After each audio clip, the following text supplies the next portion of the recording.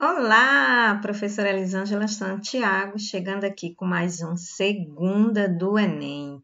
Hoje nós estamos com a questão 21 da prova de linguagens, uma questão que trata da comparação de dois textos, né? Então a gente vê aí uma correlação no SPAES, para quem é do Ceará, né? A matriz de conhecimento do SPAES, do D12, do descritor 12, que trata da relação entre textos, mas também temos a competência 7 do Enem, a habilidade 22, que trata dessas divergências entre textos. A gente vai saber o que difere, a opinião que difere entre dois textos. Vamos lá conhecer? Então, vamos lá, nós temos aqui os dois textos, né? Então, você sempre lembra que a primeira coisa que a gente observa na questão é o que ela está pedindo, o enunciado dela, né? Então, vamos lá. Os textos 1 e 2 abordam a situação dos reservatórios de água doce do planeta. Entretanto, a divergência entre eles está na ideia de que é possível. Então, aqui nós vamos ler os dois textos, vamos observar o que é possível para eles, né? Sendo que eles trazem divergências. Então, o que é diferente num texto que é possível, que é diferente no outro que é possível? É o fato deles manter os estoques de água doce. A divergência está na ideia de que é possível utilizar a água superficial para o consumo, na ideia de repor os estoques de água doce em regiões áridas, na ideia de reduzir as taxas de precipitação e evaporação da água, ou na ideia de equalizar a distribuição de água doce nas diferentes regiões. Vamos ler o texto e descobrir que divergência é essa, né?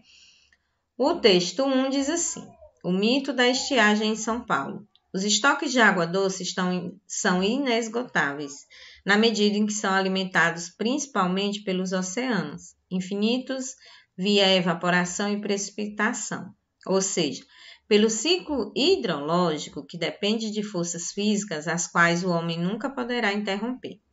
Enquanto existirem, o ciclo funcionará e os estoques de água doce nos continentes serão repostos indefinidamente. Obviamente que a água não se distribui equitativamente pelo planeta.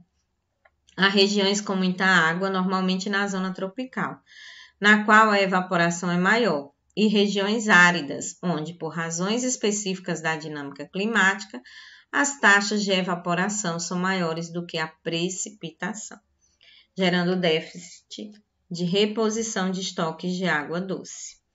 Então, a gente tem que pensar aqui o que é possível, né, para essa situação dos reservatórios de água doce.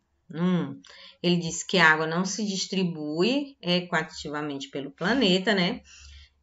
Há regiões com muita água, normalmente na zona tropical, na qual a evaporação é maior, e regiões áridas, onde, por razões específicas da dinâmica climática, as taxas de evaporação são maiores do que a precipitação, gerando déficit de reposição. Então, aqui a gente tem ele dizendo que os estoques são inesgotáveis e que são infinitos via evaporação e precipitação. Enquanto houver o ciclo, os estoques de água doce serão repostos indefinidamente. Obviamente que essa reposição é feita desigual, né? É isso que o texto trata, mas se mantiver o ciclo, ela vai ser reposta, certo? Então, vamos para o texto 2. O processo de sedimentação no fundo do lago de um reservatório é um processo lento. Os sedimentos vão formando a argila, que é uma rocha impermeável. Então, a água daquele lago não vai alimentar os aquíferos. Mesmo tendo muita quantidade de água superficial, ela não consegue penetrar no solo para alimentar os aquíferos. Se não for usada no consumo, ela vai simplesmente evaporar e vai cair em outro lugar, levando águas correntes aéreas. Levada pelas correntes aéreas. Isso é outro motivo pelo qual os aquíferos não conseguem recuperar seu nível, porque não recebem água. Então, o que o texto 2 diz?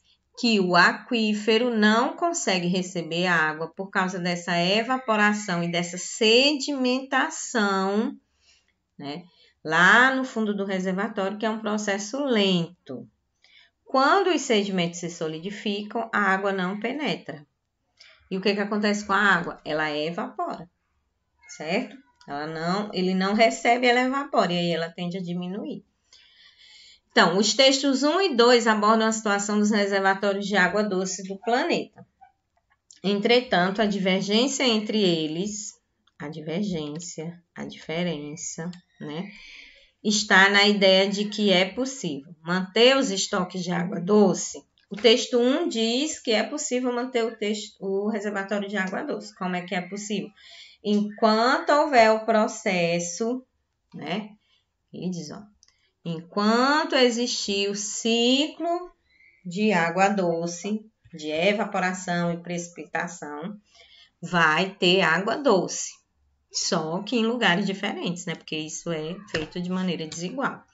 O texto 2 diz que se o fato que a evaporação existe porque a sedimentação é lenta, e isso é um fator que não cai água, né? Então, se não cair água ali, vai ter um reservatório baixo.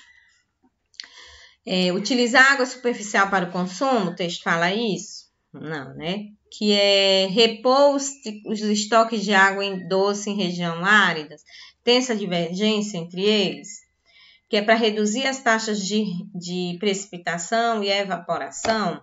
Ele fala dessas taxas, mas não tem divergência aí nessa ideia de reduzir essas taxas. De equalizar a distribuição de água doce, o texto 1 fala nessa distribuição, né? Diz que é desigual e que a gente não tem como controlar muito isso. Então, o que aparece de divergência entre eles? Na ideia de que é possível manter os estoques de água doce, visto que acontece o processo de precipitação, né? Mas voltei, né? Que vocês viram que a bateria ia acabar. Mas o texto 1 fala o texto 1 e 2 eles divergem nessa ideia de que é possível manter os estoques de água doce. Porque o texto 1 fala que enquanto houver o processo de precipitação e evaporação, vai ter água doce. Não sei em quais reservatórios, mas haverá. O texto 2 fala dessa necessidade de ter mais água. Só que ele apresenta apenas o motivo pelo qual os aquíferos não conseguem recuperar o seu nível de água, que eles não conseguem receber água, certo? Então, eles divergem nisso, eles falam nessa água superficial para o consumo, eles falam da reposição dos estoques de água, da redução das taxas, né? Da equalização, mas o que ele diverge mesmo é sobre essa manutenção dos estoques de água doce, tá bom? Então, questãozinha, vamos chamar aqui de média, né? Talvez o Enem chame de difícil porque você tem que analisar 2 textos, mas está na compreensão do texto, pessoal. É analisar a opinião que os textos trazem para que você entenda, compreenda a ideia do texto, tá bom?